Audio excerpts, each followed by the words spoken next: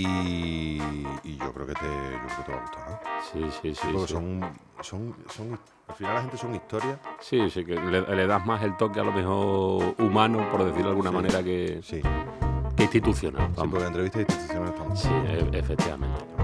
Que será además que uno cuando pregunta ya sabe lo que te vamos a contestar. A ver, esto me lo digo Antonio. Echar el rato con Fernando Nieto. Bueno, Félix Palma García, ¿cierto? Cierto. Bienvenido, muchas gracias por venir a echar el rato. Muchas gracias a ti por la invitación. Tú eres, eres muchas cosas, por supuesto, como todo el mundo. Al final somos muchas cosas.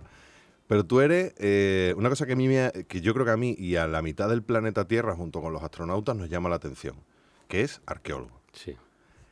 Aparte de director del Consorcio de Mérida, etcétera, etcétera, etcétera. Pero eres arqueólogo. Eso es una fantasía que a mí personalmente, y creo que a muchos chiquillos, ya te digo, nos llama la atención eso de voy a desentrañar, voy a urdir las entrañas de la Tierra para sacar su historia, junto con astronautas, que pueden ser las dos profesiones, eso tal.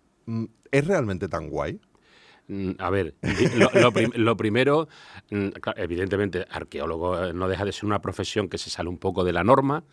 Estamos en una ciudad como Mérida que sí formamos parte de la normalidad. O sea, ser arqueólogo en Mérida, evidentemente, es como ser fontanero, carpintero o abogado, ¿no?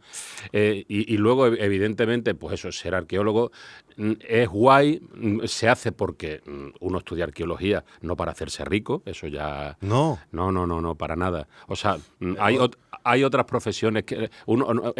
yo siempre digo que la arqueología es una manera de pensar, de sentir, de vivir. Lo haces porque te gusta, porque evidentemente te gusta. Yo siempre muchas veces cuando me dice, bueno, ¿qué voy a estudiar y tal? Yo siempre digo que cada chaval, cada chavala estudie lo que le guste. No lo que entienda que puede tener más salida, o sea, que puede ser mejor. O sea, la arqueología, digamos, en estos últimos años siempre sale en la televisión, en los medios, se le da ese toque, digamos, casi místico, pero yo tengo que decir que los arqueólogos son gente normales, con una nariz, 2 orejas, 2 ojos, etcétera. Se arañan las maninas cuando hacen lo que sea. Y luego, evidentemente, es un trabajo apasionante, depende de los sitios. Trabajar por ejemplo, no es lo mismo excavar en mitad del campo, que te enfrentas tú al yacimiento arqueológico que esté por allí, que excavar en una ciudad como Mérida, donde viven 60.000 personas, que cada una evidentemente es hija de su padre y de su madre, que sientes la presión de alguien que le estás excavando y esa persona lo que quiere es que lo acabes cuanto antes. Luego hablamos de eso, Entonces, bueno, digamos, pues lógicamente, pero indudablemente es una profesión apasionante, tener la sensación de que tú eres el primero que descubres algo después de 1.500 años, 2.000, o sea que tiene su punto, evidentemente. Sí, que a lo mejor no siempre son cosas, yo qué sé, muy tochas, ¿no? El descubrimiento arqueológico del siglo, ¿no? Parece que todos queremos ver ese titular. A veces son cosas más mundanas, o incluso puede ser que la mayoría de las veces sean cosas mundanas. El 99,9% de las cosas son cosas muy mundanas. Por eso, digamos, yo tampoco quiero que se pierda ese misticismo, esa aureola que envuelve al arqueólogo, porque tampoco quiero decir que es una profesión normal y corriente. Pero, a ver, en eso el cine ha colaborado en parte, pero también ha hecho mucho daño en dar una imagen del arqueólogo. El arqueólogo es una no voy a decir que sea una ciencia, que lo es, pero evidentemente hay una metodología arqueológica. Nosotros no estamos para buscar tesoros, eso ya se lo dejamos a los actores de Hollywood y demás. Nosotros estamos para descubrir el pasado, en este caso de una ciudad, a través del resto arqueológico material, un pequeño muro, un trozo de cerámica, a través de lo más insignificante que podamos tener. O sea, que en ese sentido el trabajo no es tan apasionante como la gente pueda entender y demás, ¿no? Por ejemplo, siempre te asocian ahí el paletín dándole al mosaico. Mosaico sale muy poco. O sea, salió uno... Pero qué mosaico, ¿eh? Claro, recuerdo que salió uno hace poco en Benito Torresano y tal, pero hacía mucho tiempo... Benito Torresano, para los que no sabéis de Mérida, es una calle. Es una calle, efectivamente. Digo, porque es verdad que hay gente que no son de Mérida, que me acusan de ser demasiado meritoso. Y bueno, pues haber nacido tú aquí, tener el privilegio de poder llamar a gente tan interesante. Claro, y haber tenido mosaicos debajo de sus calles. Claro, exacto. Por eso te digo, entonces, es un trabajo para nosotros normal. Cuando llevas ya 20, 30 años, pues evidentemente todo lo normaliza. Pero siempre, como tú bien dices, siempre hay algún día que te pones a excavar y siempre te puedes encontrar esa maravilla, esos titulares que, como tú bien dices, parece que hay que decir, el descubrimiento tal, esto ha cambiado la historia de Mérida, claro, o de cualquier titular otra de National ciudad. Geographic, el de no sé qué, el del Prensa Internacional. Eso es hay un poco de mito ahí, que ya te digo, Está guay, ¿no? que yo no quiero romperlo porque evidentemente creo que es bueno para la profesión. Claro, ese mito empieza con Indiana Jones, evidentemente, o sea, ese es el arqueólogo prototípico que tenemos todos en la mente, pero igual era un poco más un saqueador, ¿no? Igual toda esa película... Igual era un saqueador, no, era un saqueador. Era un saqueador total, lo que pasa es que era arqueólogo, ¿no? Era un saqueador muy guapo, vamos a decirlo así, hombre. Un carisma impresionante, exactamente. hay que decirlo. Y yo creo que, digamos, este tipo... creo que... pese a la imagen negativa o, digamos, contraria al oficio habitual, vamos a decir, yo creo que en el fondo hace que la arqueología se sociabilice, que la gente lo aprecie. Entonces yo siempre me quedo con la parte buena y yo aplaudo totalmente a Indiana Jones y demás. Sí, reconozco que la última se le fue un poquito la mano. No la he visto.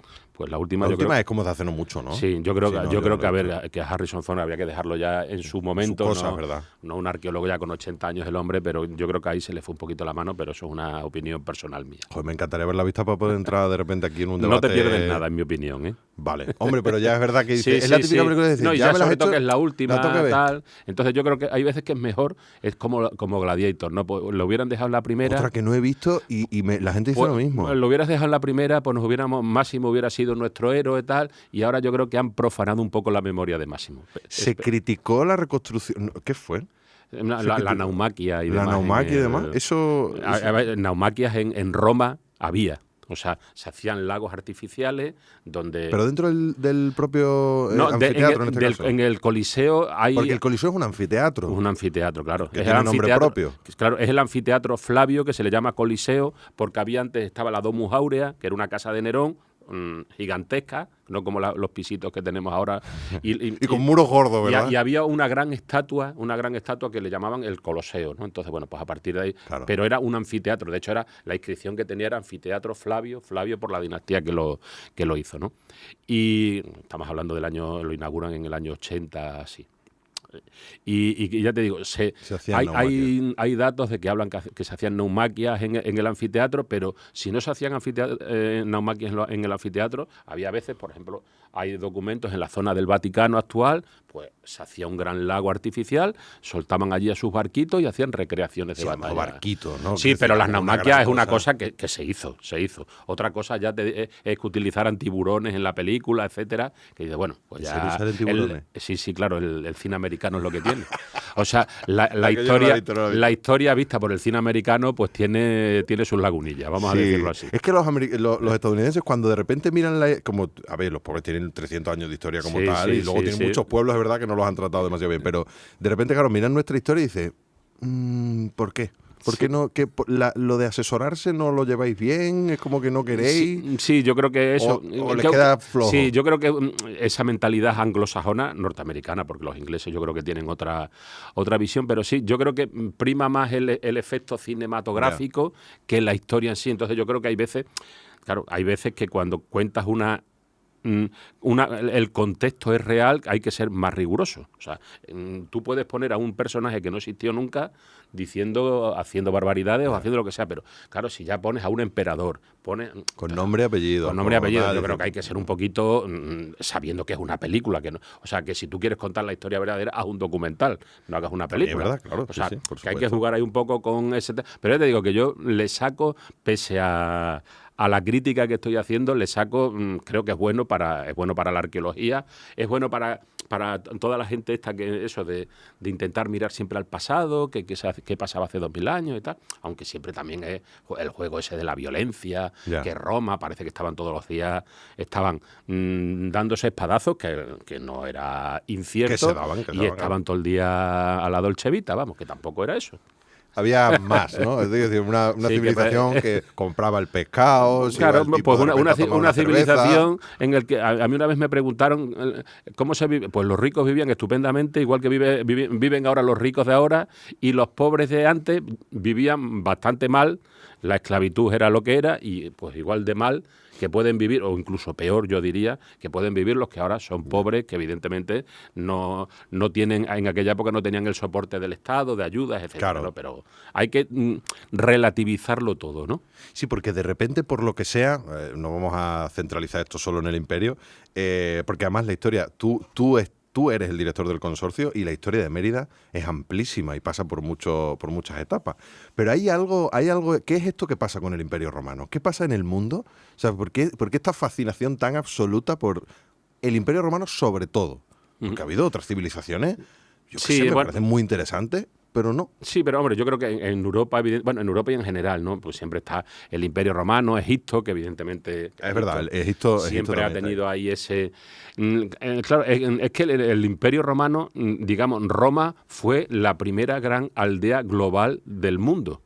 O sea, ahora siempre que andamos de la aldea global, la globalidad, la Comunidad Económica Europea, o sea, Roma fue la que dio ese primer paso como una ciudad pequeñita, Claro. que surge, que tiene esos orígenes mitológicos y demás, empieza a ir conquistando todo el territorio, empieza a expandirse por todo el Mediterráneo y, claro, una lengua oficial, el latín. Yeah. Una religión, digamos, ellos respetaban la misma economía, la misma administración, todo basado, digamos, en implantar, ir colonizando, implantar capitales provinciales a semejanza de la propia Roma, o sea, porque todas las ciudades se hacían con la idea, cada uno con su idiosincrasia.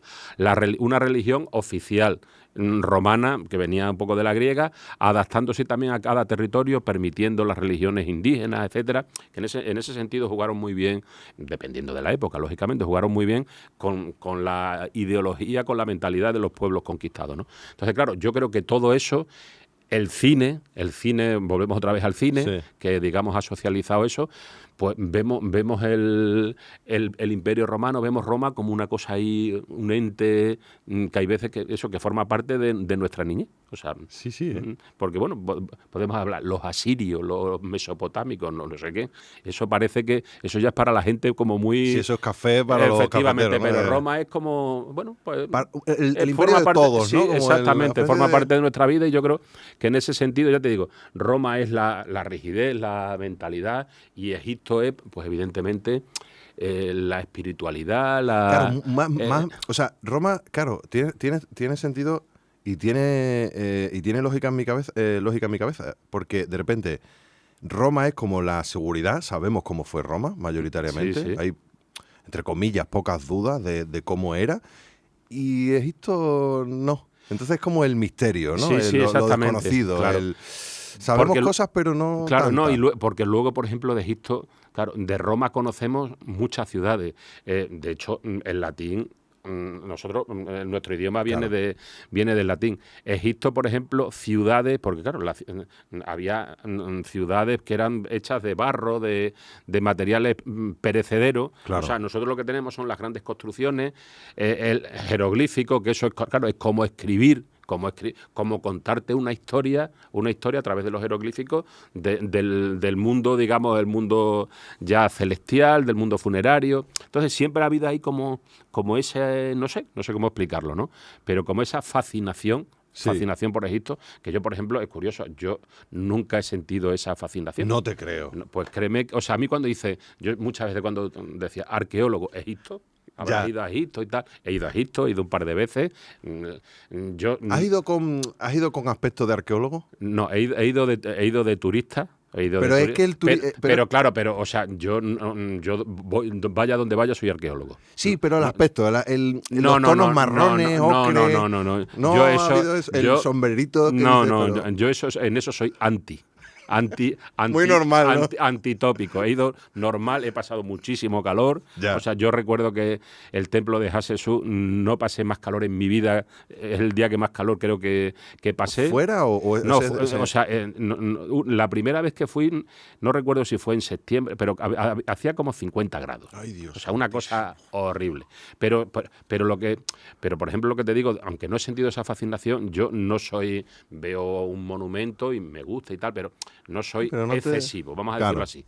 Pero yo sí recuerdo la primera vez que vi la Gran Pirámide, que me entraron escalofríos. O sea, que una cosa que estás viendo desde chiquitito en los libros y tal, lo ves y es una cosa realmente más impresionante. grande todavía de lo que impresionante. me dicen, ¿no? Yo no estaba. Haces el crucero este típico del Nilo que te llevan aquí, allí y tal, y es una cosa que dices, claro, es que esto forma parte de tu vida. Esto Claro. es como cuando vas a Nueva York la primera vez, o sea, no has ido nunca, pero parece que has estado toda la vida de un montón de películas, Claro, sí, de es que- series y tal. Forma parte de, pues eso. Ah, mira, de tu- esta calle, ¿no? Sí, sí, pues mira, aquí Egipto. esta salía en la película. Pues Egipto forma parte de leerlo, en fin, de verlo. Pero es verdad claro, es verdad que de Egipto conservamos como grandes piezas, pero no grandes ciudades, Claro, no, claro, donde porque vivía por la todo- gente, claro. O sea, todo digamos, eso- conocemos la parte pública de algunos, y sobre todo la parte funeraria, porque una pirámide Exacto. no deja de ser un elemento funerario de intentar, bueno, pues llegar evidentemente A su Dios, ¿no? A su ser. Dios, exactamente, al cielo y demás, pero sí, son, digamos, las dos que hay, ya te digo, pero Roma, evidentemente, hombre, luego, a ver, en los que estamos aquí en Mérida, pues nosotros siempre decimos, claro, que Mérida, por ejemplo, era una Roma en pequeñito. Sí. O sea, que Sí, en esto lo ese he escuchado sentido, siempre, sí. Sí, aparte de que era la Roma de España y todo, pero por eso yo creo que esa fascinación que hemos tenido siempre por los romanos, tenemos nombres romanos, mi nombre es romano, por ejemplo. Félix es romano. Sí, era además nombre de esclavo, o sea que soy... Bueno, vaya, he sido cutre hasta para eso. Joder, macho, de verdad. ¿Y era tal y como? ¿O era, No, o sea... O sea, a ver, tal y como no, pero... Sí, Félix. Félix. Félix. Sí, acabado. Oye, qué guay. Sí, era, digamos, los romanos de clase bien tenían 3 nombres, el prenomen, nomen y el cognomen, y luego ya había algunos, pues lógica, ya dependiendo, pero el mío en principio, yo alguna vez que lo he buscado por ahí, digo, voy a ver si era algún senador importante o no, pero... No aparece, nombre de no esclavo. hemos encontrado ese Nombre de no hay hay resultado. algún Félix también importante, dicho así, pero bueno. El mío es hermano, al parecer, Fernando. No lo sé, vamos, dicen no, que sí como, puede ser. como Sí, del norte, vamos, de Europa. Sí, por ahí sí. queda el nombre, no Sí. tiene tampoco mucho... Pero es verdad que ha habido gente que se llamaba Fernando, que era Sí, un importante. tipo por aquí que se llamaba Fernando, un rey que, bueno, era un tipo Sí, que Fernando, tuvo poder. Sí, a Fernando Reyes ha habido algunos y algunos Sí. bastante malos también. También. Sí, nosotros tenemos el último Fernando Rey fue un poco penoso. Sí, rarillo, ¿no? El 7 no nos salió muy No bueno. salió bien, ¿verdad? Es que los Fernando somos así. A veces sale bien, a veces sale mal. ¿Qué vamos a hacer? Te iba a preguntar, ya que eres el director del consorcio, estás aquí, eres arqueólogo, estás en Mérida, llevas muchos años. ¿Desde qué año eres director? Desde el 2017. 2017 y eres arqueólogo aquí desde Arqueólogo desde el año 91. 91. Que ha llovido. O sea, quiero decir Vamos, que digamos, llevas aquí... yo acabé la carrera en el 91, que la hice en la Autónoma, en Madrid, y estuve un tiempo, como todo en aquella época, pues era aprendiendo, porque evidentemente, digamos, en la universidad te enseñan mucha teoría, pero, digamos, metodología arqueológica, excavar, ver las distintas capas de tierra, etcétera, eso requiere un Eso poco es de la práctica. práctica. Entonces estuve aprendiendo un poco y luego ya empecé en morería, porque coincidió que se estaba excavando morería. Explícanos qué es morería. Bueno, perdona, sí.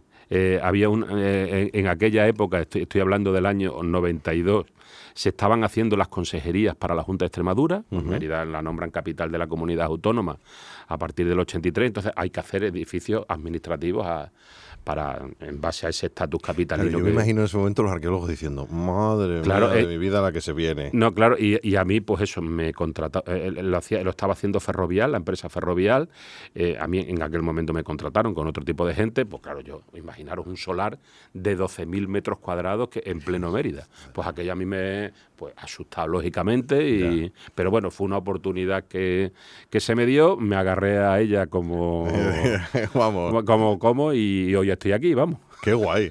Sí. Claro, decía eso porque lo estaba pensando ahora cuando lo decía. O sea, realmente cuando se decidió que Mérida fuese capital y que evidentemente iba a tener esa infraestructura, se pensó al mismo tiempo en, vamos a tener un problema, porque una vez que empieces a meter la cuchara en el suelo, yo creo que fue todo lo contrario. Evidentemente, el tema de la capital, yo siempre lo cuento, que la capital fue Mérida, vamos, lo cuentan los protagonistas de aquella época, fue Mérida porque en Extremadura solo tiene 2 provincias, Cáceres y Badajoz. Si Extremadura hubiera tenido una tercera, una cuarta provincia, Mérida casi con toda seguridad no hubiera sido capital. Se puso la capital en Mérida, entre otras razones, por no molestar a los de Cáceres, que es una ciudad mucho más grande que Mérida, lógicamente, y molestar a los de Badajoz y Cáceres, que son dos ciudades más grandes. Entonces dijeron de manera salomónica, vamos a decir, vamos a ponerlo en Mérida, así no se nos enfada ninguna de las dos. Consiguieron que se enfadaran las dos. Correcto. O sea, que también tenía su mérito. Pero luego también estaba la centralidad geográfica, obviamente. Claro. Mérida está en el centro de la región. Y luego también ese pasado histórico que tuvo. O sea, es que uno de los rasgos más característicos que ha tenido Mérida a lo largo de su historia es que siempre ha sido capital de algo. La fundan en el año 24-25 a.C., ¿no? Si te está gustando este podcast, echar el rato, haz el favor de suscribirte y darle un like, hombre, y comenta, que eso viene muy bien. Pero en el 16... ¿Cómo es posible que no está escrito en ningún sitio? Sí. ¿Y por qué 24-25? No, ¿Porque pilla en medio o porque no sé? A ver, no. Hay un texto de... Estamos haciendo lo que es una matriosca. Estamos empezando a abrir temas, luego lo vamos a cerrar. Claro, no, pero hay un texto de un historiador, de Dion Casio, del siglo II, 200 años después, por tanto hay que ponerlo siempre en cuarentena, que después de acabada la guerra con los cántabros y astures, que se sabe que acabó, pues Augusto licenció a la Legión V y a la Legión X y los mandó aquí para que fundaran una ciudad. Hay teorías de que si eso siempre tradicionalmente ha sido el 25, pero ahora hay investigadores que plantean que fue el 24. Bueno. Es más, algunos llegan a concretarlo en el 21 de abril del año 24, cuando ya lo que era el legado romano y el sacerdote cogen un carro, hacen un rito fundacional, que es coger con un buey y una vaca, van marcando el perímetro de la ciudad. ¿En serio eso era así? Primero había que ver el vuelo de los pájaros, había una serie de ritos para que, para tener el beneplácito, buscar el visto bueno de los dioses. O sea, el romano no era una persona religiosa, era una persona supersticiosa. Entonces hacía cualquier tipo de rituales para tener contentos a los dioses. Eso ya lo añado yo, no vaya a ser que existieran. Claro. Eso ya lo añado yo. O sea, ellos pensaban que existía, ¿no? Entonces, pues hacían ese rito, un rito que venía ya de los etruscos y este tipo de cosas, ¿no? O sea, pues lo hacían y bueno. Sus cosas, el pájaro, los vuelo de la golondrina veían las entrañas de los animales, de las aves, etcétera, y decía, las entrañas, buen augurio. No son propicios. No son propicios los hados y tal, fundemos aquí esta ciudad. Y como te decía, por no irnos al hilo de lo de la capital, fue capital. En el año 16 la nombran capital de la provincia romana de la Lusitania. O sea, aquí residía el gobernador, era la ciudad más importante, pero es que luego Mérida, a finales del III, principios del IV, fue la capital de la Hispania de entonces, que era toda la península ibérica y gran parte del norte de África. O sea, fuimos la Madrid del siglo IV. Fuimos luego capital luego vienen los pueblos estos bárbaros, eso cuando hemos dicho los pueblos, los suevos, los vándalos, aquellos que estudiábamos de chico y tal. O sea, fue capital durante el reino suevo, fuimos capital con los visigodos, poquito tiempo, pero fuimos capital. Llegan los árabes en el 713 y Mérida es capital de una de las regiones más importantes del Al-Ándalus. O sea, ese caché... Ahí ya entra en juego Badajoz, ¿no? Ahí ya entra en juego Badajoz entra en juego a partir del siglo XI. O sea, digamos, el rey, que lo funda, por cierto, uno de Mérida, un emeritense. Eso es algo que no les hace mucha gracia. No les hace gracia. Lo puedo lo entender. corroboro porque después de 13 años viviendo allí y haberlo dicho varias veces. Lo puedo entender que no les hace. Y digamos ya, el auge de Badajoz coincide con el ocaso de Mérida. Mérida ya a partir del siglo XI o así era una ciudad, digamos, de tercera división, por decirlo de alguna manera. Pero había tenido ese estatus, ese orgullo capitalino, y eso yo creo que pesó mucho para que fuera capital de la comunidad autónoma de Extremadura. Claro, muchos siglos de importancia. Por cierto, voy a hacer un descargo, voy a hacer una aclaración. Badajoz, maravillosa, o sea, una ciudad maravillosa. Quiero decir, que parece que siempre lamentamos para meter el puñalillo. Y Cáceres es una de las ciudades más bonitas que hay espectaculares. Pero es verdad que los halagos a Badajoz no suelen llegar tanto como a Cáceres. Cáceres es como que se da por hecho que es bonita. No, porque Badajoz ha tenido, digamos, otra historia, una ciudad de frontera. Exacto. O sea, es una ciudad muy bonita. Vinculada, pues, evidentemente a esa cercanía de Portugal. medieval, ha tenido pues otra circunstancia. Y la Alcazaba es espectacular. Espectacular. O sea, es espectacular. Creo que, Sí, de hecho, sí, creo que la muralla más larga claro, de... sí, a ver, digamos un que espectáculo. uno lo dice, pero yo... Sí, no, pero hombre, para que no se nos enfade, que hay gente de Badajoz y que O parece sea, que siempre decimos... Yo siempre digo que todo lo bueno que le pasa a Badajoz y a Cáceres es bueno para Mérida. Y no es un eslogan, ¿eh? Todo lo bueno que le pasa a Badajoz y Cáceres es bueno para Mérida. Sí, sí, totalmente. Y todo lo bueno que le pasa a Mérida creo que debe ser bueno para Cáceres. Yo creo que sí. Porque todo se debe de retroalimentar. Si es que al final luego, si no, estamos aquí como el cuadro de Goya, con un duelo a garrotazo. Claro. No, y eso final, es absurdo. Al final, por ejemplo, lo poco que somos... los turistas que vienen, pues bueno, que ven Mérida, que visiten Cáceres, que visiten Badajoz. Totalmente. O sea, que se trata... Totalmente. Y cuanta más gente venga a Mérida, que luego se vaya a Badajoz, o viceversa... Mejor para todos. Pues mejor para todos, Tal cual. efectivamente. Mérida, relevante en gran parte de... o unos buenos pocos de siglos. Luego tiene una decadencia que no remonta ya hasta... No remonta. Como quien diga... Claro. Claro, yo siempre cuento... O sea, la clave... Hay un momento crítico en la historia de Mérida, que porque Mérida fue, porque estamos hablando de los romanos y demás, pero la sede de la iglesia metropolitana hispana estaba en Mérida en el siglo IV, cuando ya la religión oficial es el cristianismo. El siglo V, VI, el poder lo ostentaban los obispos, o sea, la iglesia. Y la cátedra arzobispal estaba en Mérida. Mérida es conquistada por los musulmanes, trasladan muchas de las reliquias para protegerlas del mundo musulmán, las trasladan al norte de España, Asturias, Galicia y este tipo de lugares. Y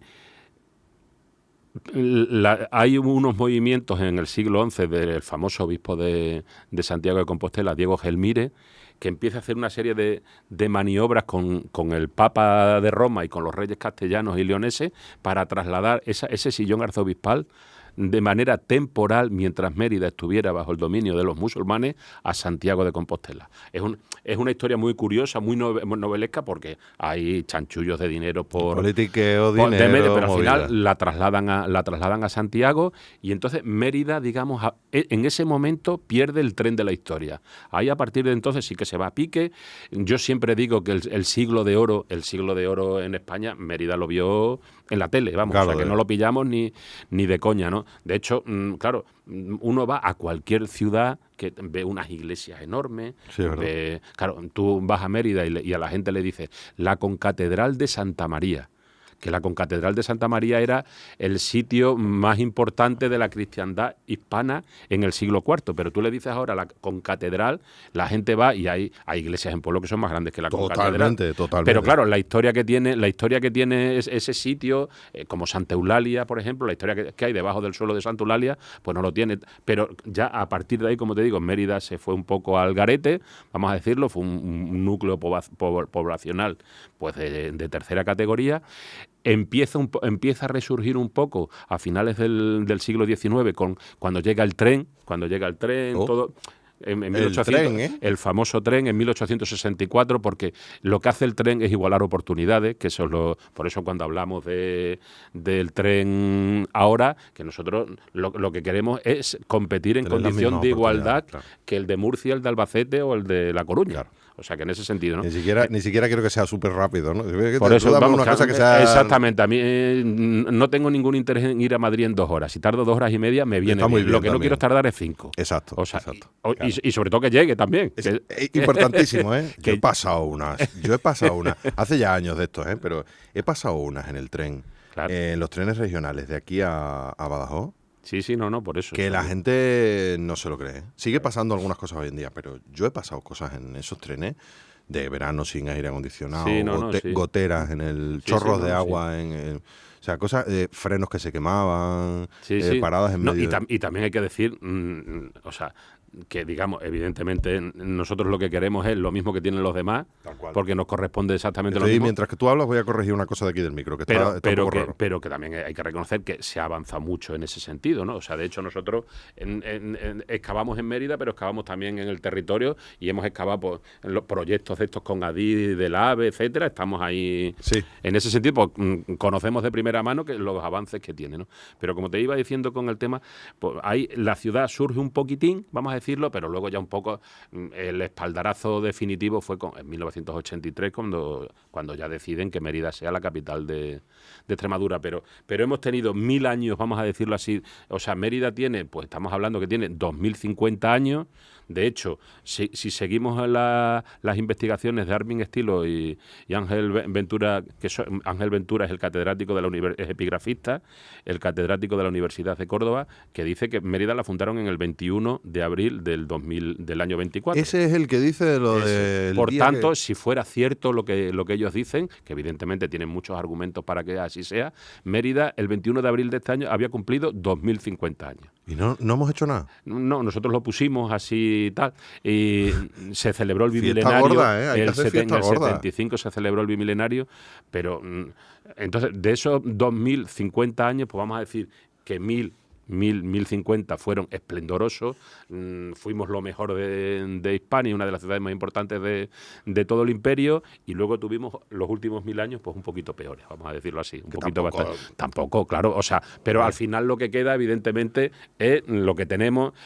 Esos 1000 años que fueron peores hicieron que los restos arqueológicos se conservaran tan bien como ha llegado a nosotros, y todo eso, el nivel de conservación que ha habido en la historia, pues ha hecho que la UNESCO dijera que Mérida era patrimonio de la humanidad. O sea, que Mérida no le pertenecía solo a los emeritenses, sino que le pertenece a toda la humanidad. Claro, eso es cierto, porque cuando viajas a otras ciudades, y en concreto viajas en este caso a Roma, te das cuenta de que, claro, se han superpuesto tantas capas tan importantes en la historia de la humanidad, ¿no? En la historia de Europa, que claro, esa parte original, fundacional de Roma está, pero claro, se ha destruido o se ha ido modificando muchas cosas, y claro, no las vas a encontrar de la misma manera que las puedes encontrar aquí. Nosotros, por ejemplo, excavar en Mérida es muy bonito porque hay muchas capas históricas una encima de otra. Y nosotros en una excavación, con la metodología, vamos leyendo siempre, a nosotros siempre nos dicen, claro, la arqueología es un método destructivo. Destructivo quiere decir que tú arrancas una página de la historia de Mérida, por ejemplo, a través de los restos, entonces la tienes que leer muy bien porque ya no vas a poder leerla. En el momento que has excavado algo, entonces vas eliminando distintos estratos, distintas capas. Pues está la capa contemporánea, la capa de época moderna. Luego los visigodos, aquí había restos de una casa que luego en el siglo V se convirtió en un cementerio, aparecen tumbas, o sea, todo eso hay que irlo leyendo, y eso a mí personalmente es lo que más me gusta de la arqueología de Mérida, que es muy interesante. Yo ahora este fin de semana he estado en Pompeya, en Herculano y en estos sitios. También, tú has ido a sitios... Y Pompeya le cayó la lava y ahí se quedó. Entonces, es fantástico porque tienen perfectamente fechado el momento del abandono, pero claro, solo tienen un nivel de ocupación, que es la ciudad, que era fantástica, le cayó la lava, se desapareció la ciudad y la selló, evidentemente, ¿no? Aquí en Mérida, digamos, yo siempre digo que evidentemente Mérida no es Pompeya, que mucha gente, vámonos a vivir al otro lado del río, que porque aquí fuera del yacimiento y tal. Es que después de los romanos llegaron los visigodos, los árabes, y cada uno fue arrancando un poquito.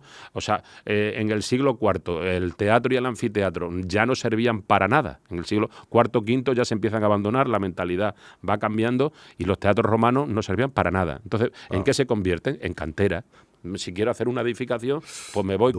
siendo de día no, de hoy, pero cojo o sea, hay textos, por ejemplo, en el ayuntamiento, en los archivos de 1610, no recuerdo exactamente el año, que hay una crecida en el río Guadiana, se rompe uno de los arcos del puente y el propio ayuntamiento dice, vayan ustedes a recoger piedras al teatro, a las 7 sillas, porque entonces se llamaba las 7 sillas, a coger piedras para arreglar el puente, porque lo importante era el puente. No era, claro, no el teatro, la cosa esa idea fantástica que podemos tener nosotros del teatro, evidentemente en el siglo XVI no existe. Eso de la arqueología, el patrimonio y tal, es una cosa muy reciente. Tampoco tenían claro si eso era un teatro, ¿no? Eran piedras. Sí lo sabían. A ver, lo que pasa, por ejemplo, ya te digo, siempre se fue ocultando, pero evidentemente la famosa 7 sillas, el graderío superior, siempre se vio. Lo que pasa es que hay por ejemplo, planos del siglo XVI que al teatro le llaman anfiteatro y al anfiteatro le llaman naumaquia. O sea, sí, Bueno, eso sí, entendía yo que... había un plano que era yoco de agua, o sea, donde donde hacían las normas. Pero vamos, la gente sí más o menos sabía, o no tenía a lo mejor algunos muy claros, pero bueno, que el teatro siempre estuvo ahí en la memoria de la gente, porque se vio. En esas capas de Pero que se va cubriendo no acaba de pero que cubrirse tienes que tener en cuenta que la ciudad era mucho más pequeña, la ciudad medieval, moderna, estaba mucho más constreñida a lo que es el centro de la ciudad ahora. Sí. Y claro, eso estaba en el campo. Claro, eso estaba fuera, ¿no? Claro, eso estaba en las afueras, entonces era pues campo. Claro, o sea, para los que son de Mérida, por ejemplo, el barrio de la Argentina. Pongo un ejemplo, ¿no?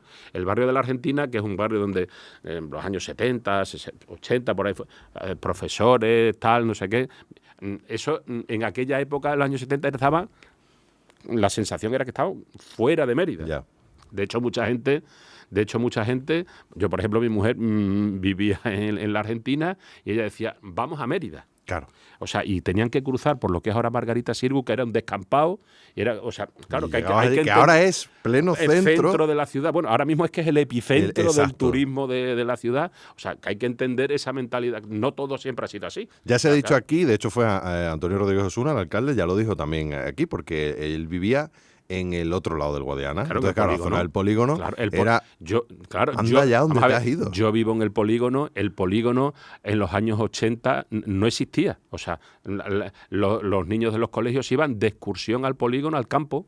O sea, claro. Y el polígono surgió por el nombramiento de Mérida capital autonómica, que ya vino mucha gente de fuera y ahora mismo es la barriada más populosa que hay. Pero aquí se sigue diciendo vamos a Mérida. Oye, hay una cosa que se ha repetido de forma constante en esta ciudad, y esto es el momento localista, es ahora, porque lo otro era historia y bueno, estamos dentro del foco de la historia. ¿Se planteó alguna vez este barrio a este lado del Guadiana? Porque estamos en esta zona, ¿se planteó como un alivio? Eso yo esto lo he escuchado siempre, como un alivio para intentar que la zona arqueológica fuese vaciada o fuese... Sí, eso siempre ha sido un anhelo histórico. O sea, porque esto es verdad. Sí, claro que es verdad. Y de hecho sigue siendo verdad. Hay gente gente, lógicamente, con todo su derecho, que lo piensa. O sea, siempre ha habido esa idea, pero ya desde el siglo XVIII, XIX y probablemente anterior, es decir, vamos a trasladar la ciudad, estamos sobre un yacimiento arqueológico, sobre una... De primera categoría, claro. Sobre una ciudad, vamos a trasladar la ciudad al otro lado del río, en este caso donde estamos, aquí en el polígono, y lo otro lo vamos a convertir en un yacimiento arqueológico visitable tipo Pompeya. Claro. Tipo Pompeya. Y yo siempre, mi opinión al respecto, vamos, que es muy clara. Por eso yo siempre digo que Mérida no es Pompeya. Es que Pompeya se quedó como se quedó. Ya, claro, es lo que decíamos, una cápsula ahí. Es que nosotros, por ejemplo, la Mérida romana fue una ciudad espectacular, pero hay muchas cosas de esa espectacularidad que no han llegado. O sea, que se han roto, las han arrasado, las han cortado, porque esto ha estado continuamente utilizándose. Entonces, yo personalmente lo que pienso es que la grandeza de Mérida es que convivan el pasado y el presente, y mirando al futuro. O sea, yo lo que quiero es que la ciudad actual crezca.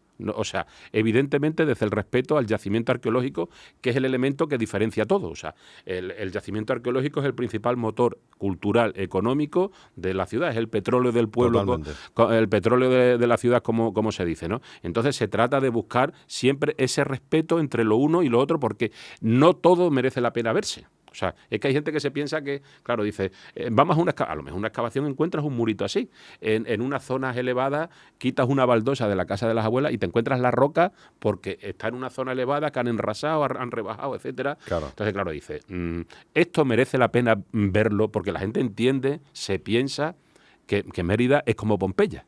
Ya. O sea, esa es la mentalidad que tienen, ¿no? Entonces, yo creo que Mérida es una ciudad, como puede ser Tarragona, Córdoba, que están asentadas sobre unas ciudades antiguas, y lo que tienen que hacer es convivir, por supuesto, desde el respeto al yacimiento arqueológico.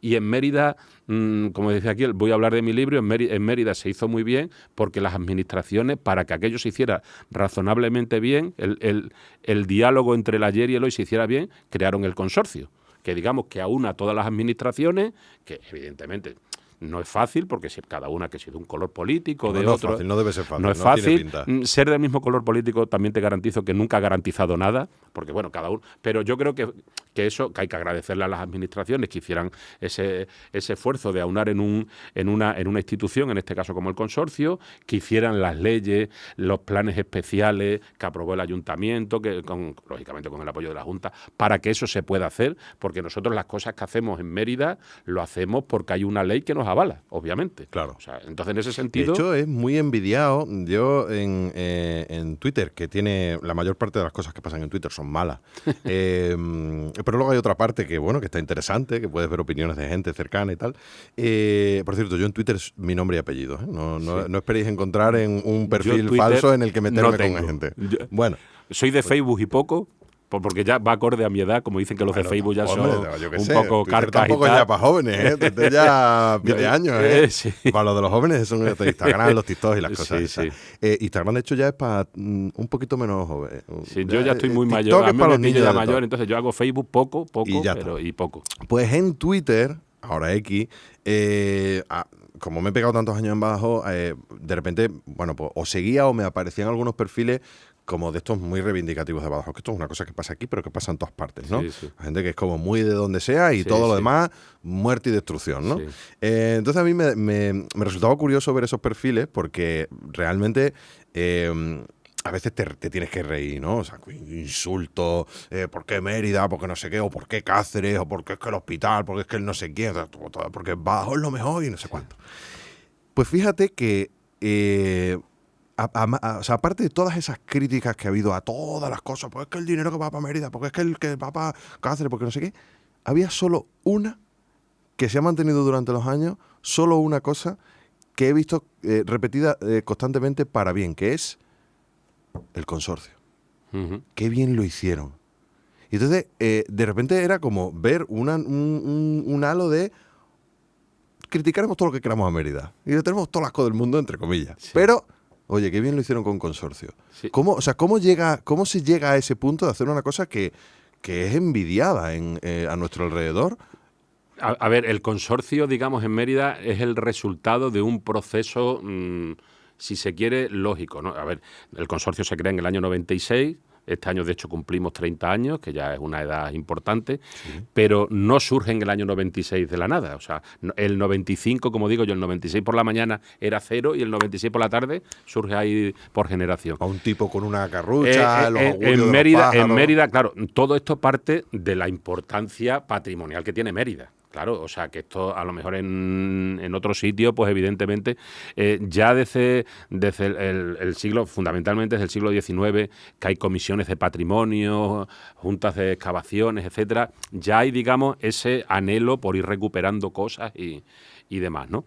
El espaldarazo que supone excavar el teatro y el anfiteatro entre 1910 y 1914, que ya lógicamente empieza a decir, como diciendo, esto hay que explotarlo ya, el Festival de Teatro con Margarita Sirgo en 1933 y demás, y en 1963 crean lo que se llama el Patronato de la Ciudad Monumental de Mérida, que digamos era como Bellas Artes y demás, dependía de Madrid, luego ya con las comunidades autónomas, pues ya dependía directamente de la Junta de Extremadura a partir del año 85.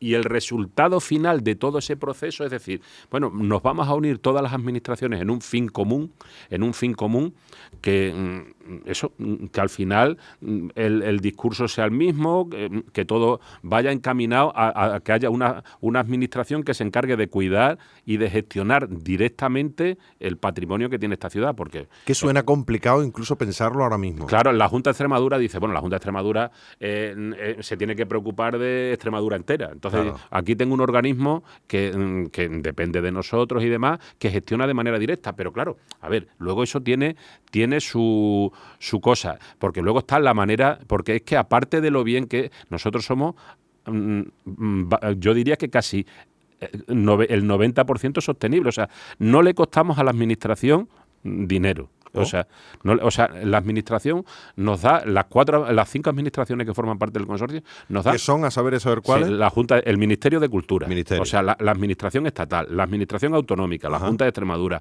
la administración provincial, la Diputación Provincial de Badajoz. Cáceres no tiene nada que ver, ¿no? No, porque no entra dentro estuvo un tiempo, pero Cáceres tiene que... tiene su historia propia, tiene su normativa, el dinero tiene que ir a Cáceres, no tiene que ir a Badajoz. La administración local, el Ayuntamiento de Mérida y luego la Asamblea de Extremadura, la Casa de Todos, de una manera como más institucional, ¿no? Entonces, o sea, están todas las administraciones, pues todas ellas nos dan 600.000 euros. Al año. Al año. O sea, estamos hablando que es el 10% de nuestro presupuesto. El 90% restante es, digamos, ingresos privados, fundamentalmente las taquillas. O sea, que las taquillas, el presupuesto nuestro son de taquilla, estamos hablando del 70 al 75%.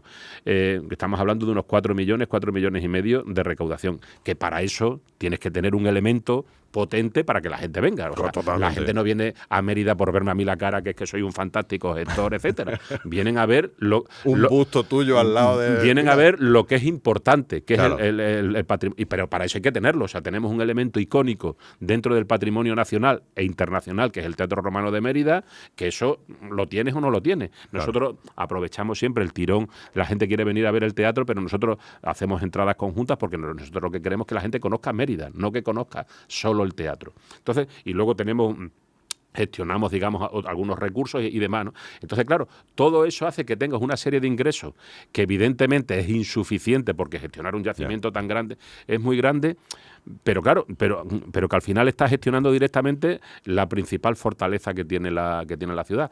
En Badajoz, por ejemplo, copiaron, de hecho nosotros han hecho el consorcio del casco, ahora del lo casco han hecho, histórico cierto. y tal, pero claro, yo creo que también tienen que tener en cuenta, porque hay veces que salía en el periódico, el consorcio de Mérida tiene 6 millones de presupuesto. Entonces, claro, lo que hay que entender es...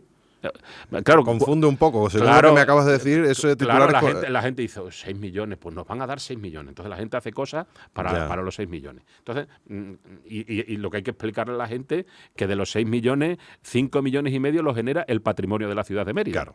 O sea, entonces... Genéralo tú. Claro, oye, que Cáceres, que Badajoz, etcétera, que también tienen sus consorcios y demás, que creo que como modelo de gestión está muy bien, porque ya te digo que lo bueno que tiene es que es una gestión directa del problema. O sea, tú te dedicas a esto exclusivamente. Claro, totalmente. Las otras las administran.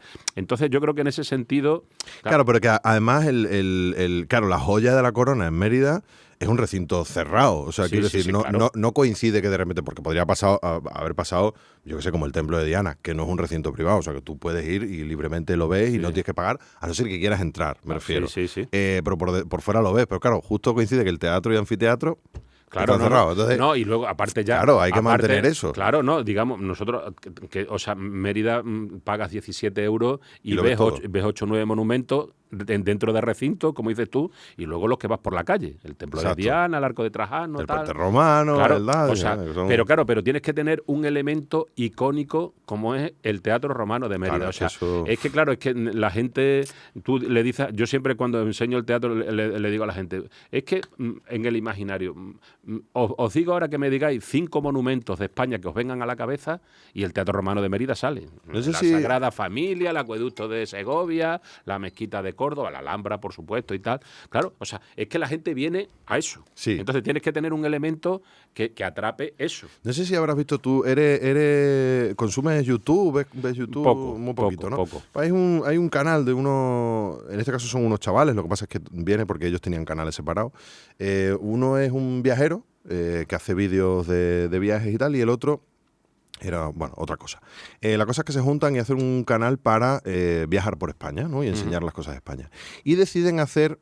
me sorprendió porque uno es de Granada y el otro es de Barcelona. Y entonces de repente hacen un vídeo como para descubrir no sé si dijeron 5 maravillas o no sé, una cifra de esta redonda, ¿no? De España. Y claro, yo veo la miniatura del vídeo y veo que aparece el Teatro Romano. Sí. Y digo, Digo, claro, para mí es un poco como raro que sea así, pero claro, de repente tú te vas fuera de aquí y dices, claro, es que es una maravilla. La cosa es que en el vídeo, bueno, hacen el vídeo, van a cada una de estas maravillas, pues eso, la Alhambra, el tal, la Sagrada Familia, el Acueducto de Segovia, el Teatro Romano, y no sé qué era, algo de Madrid, de la provincia de Madrid, que es como un... Sí, el Escorial puede ser. Puede ser el Escorial. Puede ser el Escorial. Puede ser el Escorial. Total, que al final del vídeo dicen, bueno, ¿cuál te ha parecido a ti más impresionante? Y acaban llegando a la razón de que lo que más les había impresionado era el teatro. Uno que era de Barcelona, que está acostumbrado a ver la Sagrada Familia, que cuidado con la Sagrada Familia, que la veis y se te tienen que... O sea, quiero decir, una cosa tan enorme y tal. Sí. Pues acaban diciendo... Claro. El teatro, tío. Claro, no, es que, a ver, nos ha impresionado tanto. Claro, y luego, a ver, digamos, Mérida, siempre lo decimos, aparte de que lo que tiene, pero es que lo que tiene es un patrimonio que está vivo. O sea, tiene 2000 años, pero hoy sigue vivo. Yo siempre he suelto el speech es que tenemos un teatro de hace 2000 años donde hoy se sigue haciendo teatro. Que tenemos el Festival Internacional de Teatro Clásico, que es uno de los elementos culturales más potentes del verano español, pues se sigue celebrando teatro. Tenemos un anfiteatro, que los hay evidentemente más conocidos y demás, pero donde se siguen, en Emérita Lúdica se hacen luchas, recreaciones de luchas de gladiadores. Es verdad que no hace tanto de esto, pero se está haciendo, es verdad. Se hace, por ejemplo, el Vía Crucis, que solo el caso que conocemos es en Roma. Agua, o sea, hay acueductos como el de San Lázaro que siguen trayendo agua a la ciudad. No se aprovecha ya para... Pero un acueducto, o sea, tú le dices a alguien, nosotros los que somos por aquí nos puede parecer normal, pero un acueducto de hace 2000 años sigue trayendo agua. O sea, podrías aprovecharlo todavía. Sí, no, voy a aprovecharte agua. O sea, se pueden hacer las excursiones y demás. El puente romano ¿qué? Que estamos hablando del puente romano más largo uno de los puentes romanos más largos de todo el imperio, aunque luego ya tiene muchas reformas y demás. ¿Qué es el puente? ¿Es un monumento? ¿Es una calle?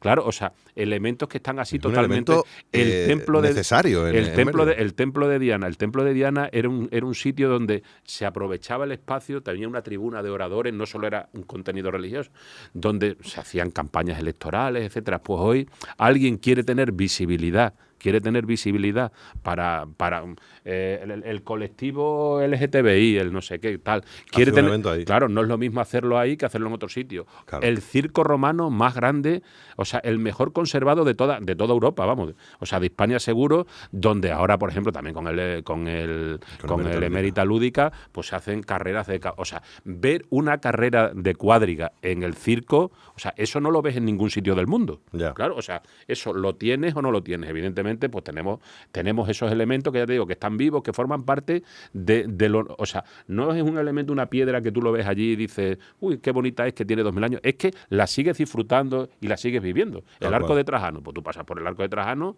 como por cualquier otro sitio de la ciudad. Entonces, claro, esa es la grandeza que tiene Mérida. Hay cosas que has dicho curiosas, por cierto. Hay que revisar la organización de lo de las carreras en el circo, que he recibido, yo no he estado, Sí, no he estado, pero he recibido como pequeñas críticas. He dicho, sí, que esto hay que mejorarlo. Sí, pero a ver, hay que mejorarlo. Pero yo en eso... Porque yo no sé quién lo... O sea, no sé qué parte tienes tú que ver o no. No, esto lo organiza el ayuntamiento. Es decir, tú eres parte como consorcio y ya está. No, digamos, de hecho... Antonio, hay que hacer algo con claro, no, de hecho, Antonio es el culpable de que se hagan carreras de cuadrigas en Mérida. Antonio, como culpable hay que hacer algo. Otra cosa que hay, evidentemente, siempre hay que corregir cosas y demás, totalmente. ¿no? Pero digamos, o sea, que la gente evidentemente este año se ha quejado de que ha pasado mucho calor, que ha tardado mucho y demás. Pero claro, lo que no dice la gente es que eso está provocado por la propia gente. Y me explico. Sí, porque llegan tarde. O sea, se entraba de 9, no recuerdo ahora la hora, de 9 a 11. Pues la gente aprovecha o espera a las 11 menos 5 para entrar los 8.000. Empezar a entrar, claro. Entonces, claro, la organización hay veces que dice, ¿qué hago? ¿Me espero? ¿Arranco la carrera? Tal. Entonces, pero que luego lo que es Made in Spain es echarle la culpa luego a alguien. A alguien. Hombre, por supuesto. O sea, que si todos hubieran... Si usted hubiera estado en su sitio, porque ese es el primero que se queja, el que ha llegado 5 minutos tarde. Si hubiera estado a su sitio, la carrera hubiera empezado a su hora. Evidentemente, un poquito antes, porque hace un calor horrible. O sea, que ese tipo de cosas hay que... Entonces, me imagino que, evidentemente, por la experiencia de este año, pues la aplicará el ayuntamiento para mejorarlo el año que viene. Sí, pero somos muy así, ¿eh? Eso hay que corregirlo. En los teatros, yo por ejemplo, en el teatro, que es un poco de, entre comillas, de donde vengo, eso hay que corregirlo. O sea, que es una cosa que hay que empezar a decir, se cierra la puerta y se cierra la puerta. Esto es como... Y pega todos los chillidos que tú quieras, pero te lo he avisado. Esto es como no tiene nada que ver, pero es que la ciudad está sucia. Porque la gente, es que lo que hay que hacer no es no limpiar, sino no ensuciar. Ya, claro. O sea, sí, pero es verdad que luego te encuentras al típico ciudadano que es verdad que va media hora antes, que nunca tira un papel y no sé qué, claro, se queja. Pues, entonces vivimos en un mundo muy individualista. Como decía aquel, de la pandemia hemos salido peores, en mi opinión, bastante peores. Si peores, pero no mucho mejores. O sea que era todo eran muy buenas intenciones, pero la mente humana, por suerte, se olvida pronto de los problemas.